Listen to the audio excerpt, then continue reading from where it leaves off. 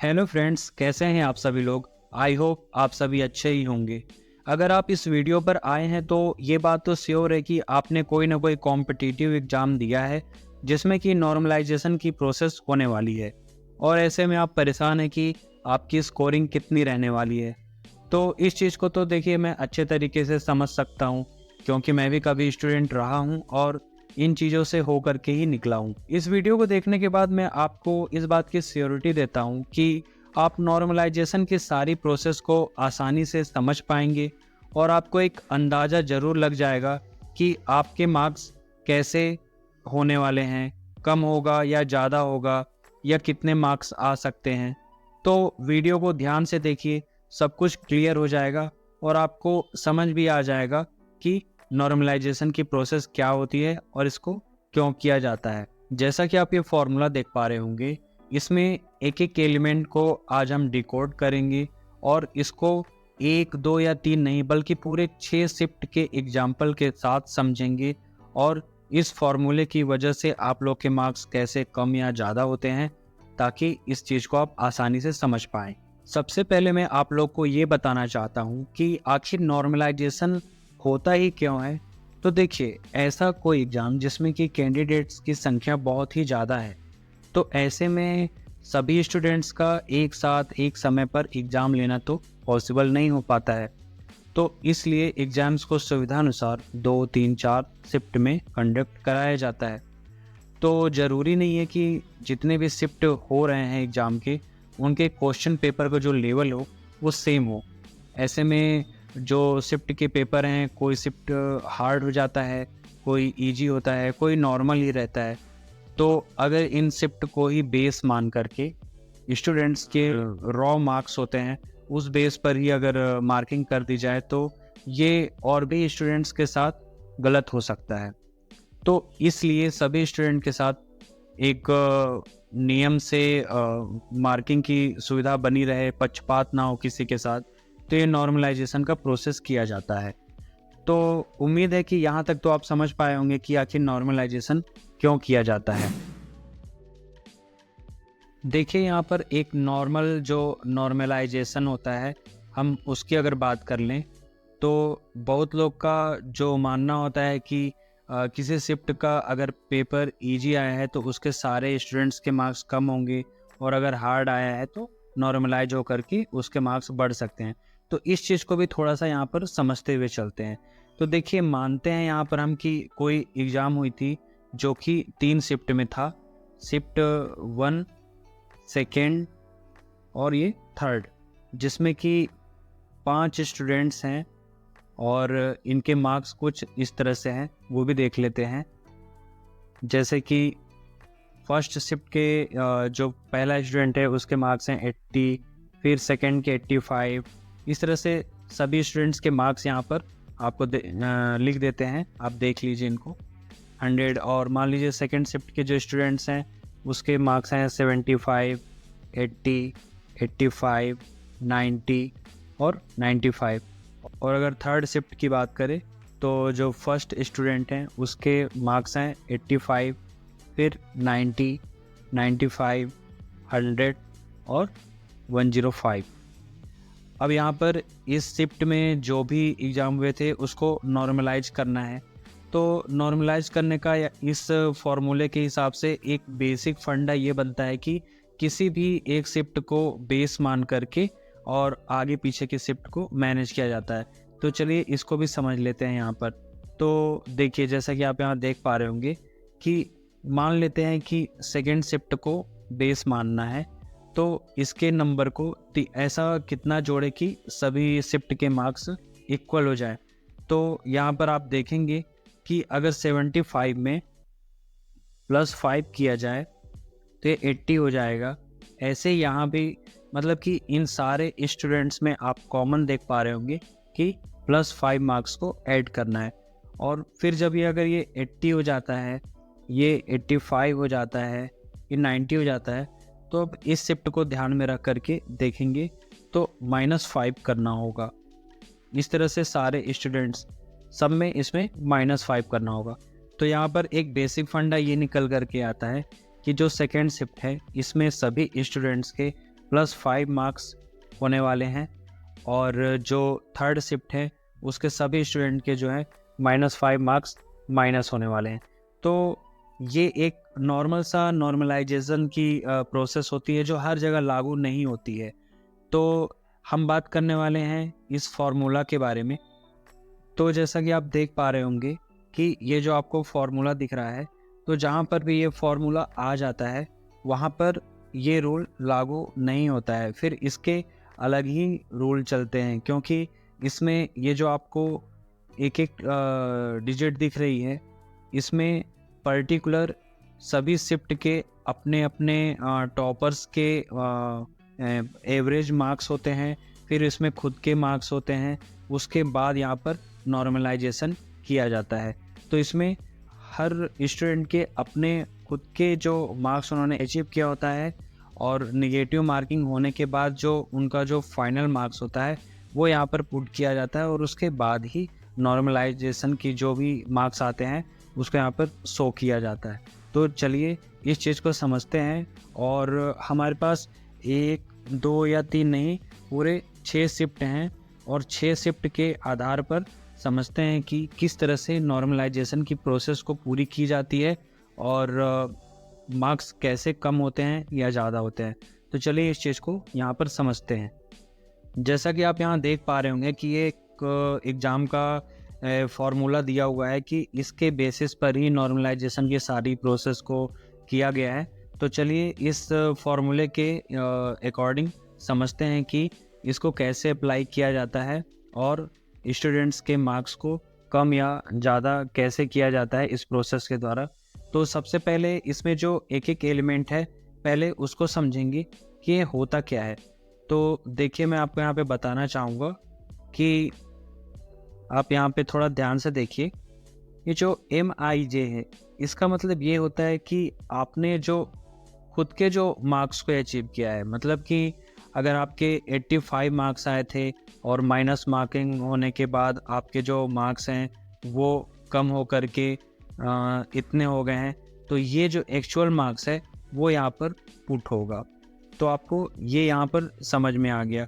दूसरा, अगर हम इसकी बात करें, इस जगह की, इसको आप देखिए, तो यहाँ पर ये बताना चाहता है कि जो सभी शिफ्ट हुई थी, शिफ्ट 1, 2, 3 जो भी, तो उसमें जो 0.1% जो टॉपर लोग थे उनके मार्क्स को लिया गया है, और उसका जो है एवरेज निकाला गया है, और उस मार्क्स को फिर यहाँ पर रखा जाएगा। ठीक है, अब हम बात करेंगे इसकी। तो देखिए, इसका मीनिंग ये है कि is sum means standard deviation marks candidate in the paper considering all session. मतलब कि जितने भी शिफ्ट हुए थे, 1, 2, 3 जितने भी शिफ्ट हुए थे, ठीक है, तो उन सभी स्टूडेंट्स के जो मार्क्स हैं उनका ये सम एवरेज निकाला है। उसके बाद स्टैंडर्ड डेविएशन को उसमें ऐड किया है, जिसको हिंदी में मानक विचलन बोलते हैं, इसको ऐड किया है, और उसके बाद जो मार्क्स आया है उसको यहाँ पर पुट किया है। तो आपको 1, 2, 3 ये तीनों समझ में आ गए। अब यहाँ पर मैं आपको दिखाता हूँ, इसको बताता हूँ। इसका मीनिंग ये है कि is the average marks of the topper, मतलब कि आपके शिफ्ट में, आपके जो खुद के शिफ्ट में जो 0.1% टॉपर्स थे, उनके जो मार्क्स आए हैं उसका जो एवरेज है उसको यहाँ पर पुट किया जाएगा। ठीक है, और जो लास्ट में एक ये बचता है अपने पास कोड, इसका मीनिंग ये निकलता है कि आपके शिफ्ट में जितने भी स्टूडेंट्स थे उन सभी का मीन, मतलब कि उन सभी का जो औसत है वो निकाला गया है। उसके बाद स्टैंडर्ड डेविएशन के साथ इसको ऐड किया गया है, और तब जा कर के जो वैल्यू निकल कर के आई है वो इस जगह पर पुट होगा। ठीक है, तो यहाँ तक के तो आपने जितनी भी कोडिंग्स थी आप समझ गए। ठीक है, अब इस तरह से हम इन फॉर्मूले को समझने के बाद अब हम इसको एक एग्जाम्पल से समझेंगे। शिफ्ट 1, शिफ्ट 2, शिफ्ट 3, मतलब कि शिफ्ट 6 तक हम सभी जितने भी वैल्यू हैं उनको रखेंगे, और यहाँ पर देखेंगे कि किस तरह से मार्क्स कम होते हैं और ज़्यादा होते हैं। ठीक है, तो जैसा कि आप यहाँ देख पा रहे होंगे कि हमारे पास 6 शिफ्ट हैं। ठीक है, ये शिफ्ट है 1 2 3 4 5 6। यहाँ पर जो आपको ये मार्क्स दिख रहे होंगे, इसका मैं आपको बता देता हूँ। ये जो आप रॉ देख रहे हैं, इसमें जो मार्क्स है ये आपके खुद के मार्क्स हैं जो आप अचीव किए हैं, जो कि ये डेटा है, इसको यहाँ पर पुट किया गया है। ठीक है, ये जो आप मार्क्स देख रहे हैं, ये आपके शिफ्ट में जो भी 0.1% टॉपर्स थे, उनका जो एवरेज निकल करके आया है वो यहाँ पर पुट करेंगे, जो कि ये वैल्यू रखता है, तो इसको यहाँ पर पुट करेंगे। ठीक है, ये जो आप वैल्यू देख रहे हैं, इसका मीनिंग ये है कि आपके शिफ्ट में, आपके खुद के शिफ्ट में जितने भी स्टूडेंट्स थे, उनका जो एवरेज निकल करके आया है और स्टैंडर्ड डेविएशन के साथ ऐड करने के बाद जो मार्क्स यहाँ पर आए हैं, उसको यहाँ पर पुट किया गया है, जो कि ये वैल्यू रखता है। इस तरह से आप ये तीनों चीज़ को समझ गए हैं। ठीक है, अब हम देखते हैं इसकी वैल्यू और इसकी वैल्यू। देखिए, इसका मीनिंग ये है कि जो सभी शिफ्ट हुए थे, उनमें जो 0.1% के जो टॉपर्स हैं, उनके यहाँ पर मार्क्स क्या रहे हैं वो यहाँ पर शो हो रहे हैं। ठीक है, तो मानते हैं कि शिफ्ट में सभी शिफ्ट के 0.1% टॉपर्स के मार्क्स को मिला करके जो फाइनल मार्क्स आया है, उसकी जो संख्या है वो है 92। इसी तरह से अगर इस वैल्यू की बात करें तो इसमें यह है कि जो सभी शिफ्ट के स्टूडेंट्स हैं, उनके जो भी एवरेज निकल करके आई है, उसमें स्टैंडर्ड डेविएशन को ऐड करने के बाद से जो मार्क्स आया है, जो वैल्यू आई है, उसको जान लेते हैं। तो ये मानते हैं कि इसकी जो वैल्यू आई है वो है 70। तो इस तरह से आपने देखा कि हमने सभी यूनिट्स को इस तरह से समझा और उसके क्या क्या वैल्यू हो सकते हैं वो सब यहाँ पर लिख लिया। ठीक है, तो जैसा कि माना कि जो भी हमारे पास स्टूडेंट थे शिफ्ट के, है ना, उनके जो मार्क्स आए हैं वो कुछ इस तरह से हैं। ठीक है, तो चलिए अब इसको समझ लेते हैं एक एक का कैलकुलेशन करके कि मार्क्स, जैसे कि स्टार्टिंग में जो माइनस मार्किंग होने के बाद से जो उनके एक्चुअल मार्क्स थे वो 80 थे, 70 थे, 85 थे, 60 थे। अच्छा, आपको यहाँ पे ये ध्यान देना है कि ये किसी एक स्टूडेंट की बात हो रही है, ना कि पूरे शिफ्ट की, क्योंकि एक स्टूडेंट के मार्क्स के आधार पर मैं इन पूरे जो भी फार्मूला है उसको डिकोड कर रहा हूँ और आपको समझाने की कोशिश कर रहा हूँ। ठीक है, तो आपको ये बात अच्छे तरीके से समझना होगा कि ये स्टूडेंट्स के मार्क्स है, तो इनकी जगह पर, किसी भी जगह पर आप अपने आप को खुद को रख करके देख सकते हैं कि आप मान लीजिए कि आपके 80 मार्क्स आने वाले थे नेगेटिव मार्किंग करने के बाद, और आपके किस तरह से मार्क्स कम हो रहे हैं या ज़्यादा हो रहे हैं, तो आप किसी भी वैल्यू पर अपने मार्क्स को रख करके चेक कर लीजिए, जो मैं कैलकुलेशन बता रहा हूँ उसके आधार पे। तो चलिए अब मैं आगे बताता हूँ कि इसको कैसे कैलकुलेट किया जाए। तो देखिए, इन कैलकुलेशंस को समझने के लिए अब इसको इस तरह से कुछ पुट करेंगे, और पहले हम समझेंगे शिफ्ट 1 को। देखिए, इसमें हुआ ये है कि आपने जो खुद के जो आपके जो एक्चुअल्स मार्क हैं वो यहाँ पर, जैसे कि आप देख पा रहे होंगे कि 80 मार्क्स आए थे शिफ्ट 1 के फर्स्ट स्टूडेंट की, तो यहाँ पर ये 80 मार्क्स हैं। ठीक है, ऐसे ही आप देखेंगे कि यहाँ पर जो 92 है वो है यहाँ से, मतलब कि जो सभी शिफ्ट के जो 0.1% टॉपर्स थे, उनका ये एवरेज मार्क्स यहाँ पर आप देख पा रहे होंगे। ऐसे ही आप यहाँ पर 70 जो देखेंगे, 70 ये है। अब 70 का मीनिंग, जैसा कि मैं आपको पहले ही बताया था, कि जो सभी शिफ्ट के जो भी कैंडिडेट्स हैं, जो सभी शिफ्ट के कैंडिडेट्स हैं जो आप ये देख पा रहे होंगे, इनके सम, मतलब कि एवरेज और स्टैंडर्ड डेविएशन को ऐड करने के बाद से जो यहाँ पर मार्क्स निकल करके आया था वो है 70। ठीक है, तो उसको यहाँ पर पुट किया जा रहा है। ठीक है, तो अब है 95 और 75, ये क्या है? तो देखिए, 95 जैसा कि मैं आपको पहले भी बताया था कि 95 इसका मतलब ये है कि जो आपके खुद की जो शिफ्ट है उसमें जो 0.1% जो टॉपर्स थे उनके मार्क्स का जो एवरेज निकाला गया है उसको यहाँ पर पुट किया गया है, तो वो ये है 95। और 75 क्या है? तो 75 जैसा कि मैं आपको बताया था कि इसमें आपके शिफ्ट में जितने भी स्टूडेंट थे उनका सबका एवरेज और स्टैंडर्ड डेविएशन को लेकर के ऐड किया गया है। उसके बाद जो फाइनल आया है उसको यहाँ पर पुट किया गया है, जो कि आप ये देख पा रहे होंगे।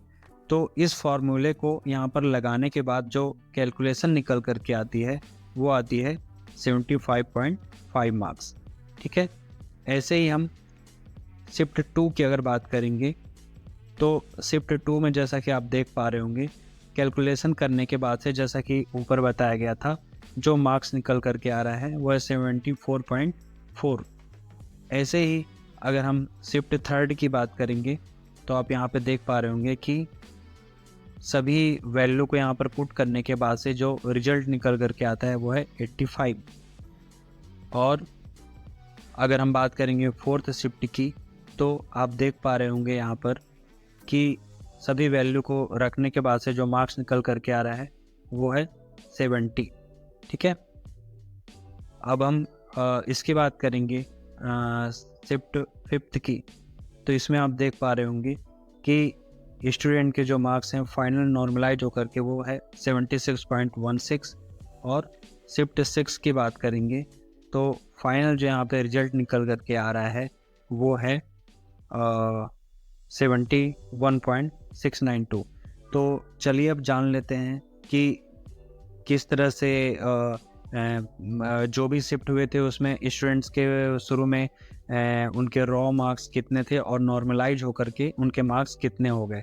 ओके, तो चलिए अब जानते हैं। तो देखिए ये शिफ्ट वाइज यहाँ पर सेट कर दिया गया है। ठीक है, तो आप जैसे यहाँ देख पा रहे होंगे कि जो भी ये शिफ्ट में एग्ज़ाम हुई थी 1st, 2nd, 3rd, 4th, 5th, 6th, इसमें जो स्टूडेंट के जो स्टार्टिंग में जो माइनस मार्किंग होने के बाद जो उनके मार्क्स थे वो हैं 80, 70, 85, 60, 75, 65, लेकिन नॉर्मलाइज होकर के इनके मार्क्स हो गए हैं 75.5। ठीक है, जैसा कि आप देख पा रहे होंगे इनके इतने मतलब इनके प्लस हुए हैं मार्क्स, इनके यहाँ पर माइनस हुए हैं, यहाँ भी यहाँ पर ना माइनस हुआ है ना ही प्लस हुआ है, कुछ नहीं हुआ है। यहाँ पर आप देख पा रहे होंगे कि यहाँ पे 10 मार्क्स बढ़े हैं, यहाँ पर आप देख पा रहे होंगे 1.16 मार्क्स बढ़ा हुआ है, जबकि यहाँ भी आप देख पा रहे हैं कि मार्क्स बढ़ा हुआ है। ठीक है, तो इस तरह से आप यहाँ देख पा रहे होंगे कि नॉर्मलाइजेशन में मार्क्स अगर घटते हैं तो बढ़ते भी हैं। ठीक है, अच्छा मैं यहाँ पर आपको एक बात क्लियर कर देना चाहूँगा कि जैसे कि जब भी नॉर्मलाइजेशन की प्रोसेस होती है तो वहाँ पर एग्ज़ाम्स में जो भी फार्मूला उन्होंने यूज किया होता है उसको यहाँ पर वो क्लियरली मेंशन कर देते हैं कि इस आधार पर यहाँ पर जो है इस फार्मूले के आधार पर यहाँ पर मार्किंग की गई है। ठीक है, लेकिन मैं आपको यहाँ पर ये भी बताना चाहूँगा कि ये जो आप मार्क्स देख रहे हैं, यूनिट्स देख रहे हैं, ज़्यादा सही तो तभी होगा कि यहाँ पर हमें एग्ज़ाम्स में ये भी बताया जाए कि जो भी शिफ्ट हुआ था, जैसे कि हमारा जो भी शुरुआती में जो हमारे मार्क्स आए थे माइनस मार्किंग होने के बाद से, जैसे कि एक्चुअल 85 था, नेगेटिव होने के बाद से 70 हुआ, ये अपने को यहाँ तक किसी किसी एग्ज़ाम में तो ये बता दिया जाता है कि मार्क्स इतने आए थे और नॉर्मलाइज होकर के मार्क्स इतने हो गए। मतलब आप समझ पा रहे होंगे कि मैं क्या बोलना चाह रहा हूँ। तो मतलब रॉ मार्क्स जो होते हैं वो तो आपको बताए जाते हैं किसी किसी एग्ज़ाम में, और नॉर्मलाइज होने के बाद से तो बता ही दिए जाते हैं कि आपके मार्क्स इतने हो गए। लेकिन यहाँ पर तो स्टूडेंट के हित में वही बात ज़्यादा अच्छी होती है कि यहाँ पर जब आप हमको यूनिट यहाँ पे प्रोवाइड कर रहे हैं, जैसा कि आप यहाँ पे देख पा रहे होंगे कि ये जो फार्मूला प्रोवाइड कर रहे हैं, तो यहाँ पर जो सभी यूनिट्स हैं, जैसे कि यहाँ पर हमने सब कुछ माना है, एक्चुअल तो है नहीं। जैसे कि 95 कैसे आ गया, है ना, आप समझिए मैं जो बोल रहा हूँ। 95 कैसे आ गया, 75 कैसे आया, इस शिफ्ट सेकेंड शिफ्ट में यहाँ 90 कैसे है, यहाँ 65 कैसे है। अच्छा, सभी जो भी जितने भी शिफ्ट हुए थे उसमें जितने भी स्टूडेंट थे, है ना, उनके 0.1% टॉपर्स के मार्क्स 92 आए एवरेज में, और यहाँ पर ऐसे ही देखा जाए तो 70 आए। ठीक है, तो अगर यहाँ पर जैसे कि आप ये यूनिट देख पा रहे हैं, अगर हमको जो भी एग्ज़ाम लेने वाली संस्था है हमको ये बता दे कि इसकी वैल्यू डैश डैश इतने मार्क्स थे, इसकी वैल्यू इतनी थी, समझ रहे हैं ना। इस तरह से अगर सभी के हमको यूनिट बता दें और हमारा एक्चुअल मार्क्स बता दें कि हमने इतना अचीव किया था और नॉर्मलाइज होकर कितना हुआ था, और बाकी इनकी जो वैल्यू है ये भी हमें अलग से बता दें कि इसकी वैल्यू, कि सभी शिफ्ट में 0.1% टॉपर्स के जो एवरेज है वो 80 था, 90 था, है ना, ऐसा हमको बता दे, तो हम ये जो कैलकुलेशन किए हैं इस कैलकुलेशन के आधार पर, है ना, यहाँ इस कैलकुलेशन के आधार पे उन डिजिट्स को रखेंगे और अपने जो भी मार्क्स आए हुए रहेंगे उसको कैलकुलेट कर लेंगे और ईजिली हो जाएगा, और हमें समझ भी आ जाएगा कि हाँ हमारे एक्चुअल मार्क्स इतने ही हैं। तो ये एक सही तरीका होता है कि हमें ये भी बता दिया जाए। ठीक है, तो इससे क्या होता है कि बहुत से स्टूडेंट इसको नॉर्मलाइजेशन के नाम पे इसको फर्जीवाड़ा का भी नाम देते हैं। तो अगर वो संस्था जो एग्ज़ाम ले रही है अगर वो चाहती है कि फर्जीवाड़ा जैसे वर्ड्स ना यूज हों और एक मतलब कि किसी स्टूडेंट के साथ पार्शियलिटी ना हो, उसमें एक फेयरनेस बनी ही रहे, तो उसके लिए जो है इस तरह से उनको यूनिट्स के जो भी मार्क्स हैं वो प्रोवाइड करना चाहिए। तो मैं उम्मीद करता हूँ कि जितना मैंने अभी तक बताया है वो आपको समझ में आ गया होगा और आपको नॉर्मलाइजेशन की सारी प्रोसेस को समझने में आसानी हुई होगी। और कमेंट में ज़रूर बताएं अगर आपने कोई एग्ज़ाम दिया है और अगर आपके मार्क्स कम या ज़्यादा हुए हैं तो ज़रूर बताएं।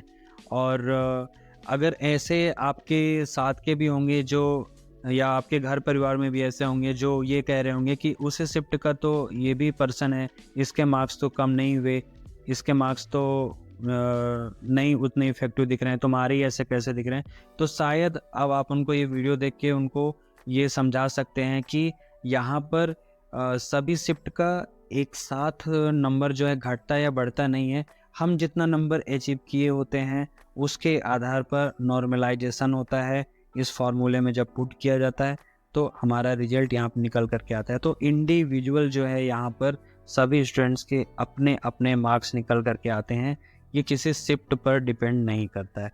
ओके, तो इस वीडियो को ज़रूर उन सभी लोगों के साथ शेयर करें और इस तरह से नॉर्मलाइजेशन की वीडियो उम्मीद है कि आप लोग को समझ में आ गई होगी। मिलते हैं नेक्स्ट वीडियो में। Thank you.